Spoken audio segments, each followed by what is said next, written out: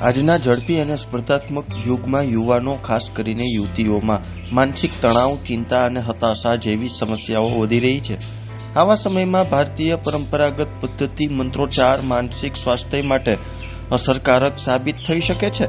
સૌરાષ્ટ્ર યુનિવર્સિટીના મનોવિજ્ઞાન ભવન દ્વારા કરવામાં આવેલા આ સંશોધનમાં માત્ર 20 દિવસના નિયમિત મંત્રોચ્ચારથી યુવતીઓમાં ચિંતા અને હતાશાના સ્તરમાં નોંધપાત્ર ઘટાડો નોંધાયો છે। આજના સમયમાં અભ્યાસ, કારકિર્દી, પરિવાર અને વ્યક્તિગત જીવન વચ્ચે સંતુલન જાળવવાની દોડમાં યુવતીઓ ઘણીવાર માનસિક રીતે થાકી જાય છે। સતત વધતી સ્પર્ધાત્મક સોશિયલ મીડિયાનું દબાણ અને ભવિષ્યની ચિંતાઓને કારણે ચિંતા અને હતાશા જેવી સમસ્યાઓ સામાન્ય બની રહી છે।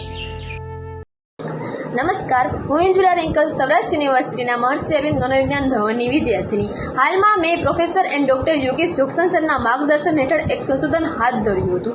આ સંશોધનનો વિષય છે યુવતીઓમાં ચિંતા, હતાશા અને મનોવૈજ્ઞાનિક સુખાકારી પર મંત્રોની અસર। ટોટલ 180 યુવતીઓ પર આ અભ્યાસ કરવામાં આવ્યો હતો।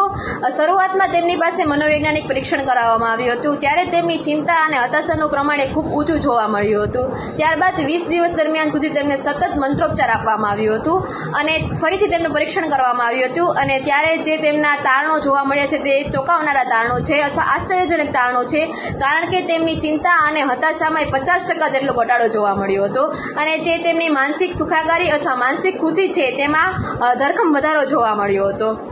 હવે આપણે એ જાણીએ કે મંત્રોપચાર છે એ કઈ રીતે અસર કરે છે। તો કે મંત્રોના લયબદ્ધ ઉચ્ચારણથી છે એ મનમાં ભટકતા વિચારો છે એ દૂર થાય છે અને મન એકાગ્ર બને છે। નિયમિત રીતે મંત્રોપચાર કરવાથી નેગેટિવ ઉર્જા છે એ બહાર નીકળે છે અને પોઝિટિવ ઉર્જા છે એ શરીરની અંદર પ્રવેશે છે અને જ્યારે મંત્રોનું ઉચ્ચારણ કરવામાં આવે છે ત્યારે શરીર ઊંડા શ્વાસ લે છે અને ઊંડા શ્વાસથી શરીરને આરામ મળે છે અને સ્ટ્રેસ રિલીફ થાય છે। હવે આપણે એ જાણીએ કે આ સંશોધન શા માટે જરૂરી છે। તો કે ભારતીય પરંપરાઓમાં તો મંત્રોચ્ચારનું મહત્વ સદીઓથી રહેલું છે, પરંતુ જે આજનો યુગ છે, જે તર્ક આધારિત યુગ છે, તે આંકડાઓ અને પુરાવો માંગે છે। તો જે આ 50% વધારો છે એ વૈજ્ઞાનિક મહોર મારે છે, તે જણાવે છે કે આ સંશોધન કેટલું જરૂરી છે। બીજું એ કે દર વખતે માનસિક તણાવ અથવા મેન્ટલી હિલનેસ માટે દવાઓ જ લેવી હિતાવહ નથી, કારણ કે તે ઘણીવાર આડઅસર પણ કરે છે। તેથી જે આ થેરાપી છે એ ડ્રગ લેસ છે, એટલે કે તમે દવા વગરની આ થેરાપી લઈ શકો છો અને તેનાથી તમને રિલીફ થાય છે। અને ત્રીજું એ કે સમાજમાં આજે પણ માનસિક બીમારીને ગાંડપણ સાથે જોડવામાં આવે છે, ત્યારે આવા શૈક્ષણિક અભ્યાસો છે એ એવું સાબિત કરે છે કે માનસિક સુખાકારી છે એ જીવનનો એક સામાન્ય અને મહત્વનો ભાગ છે। Thank you.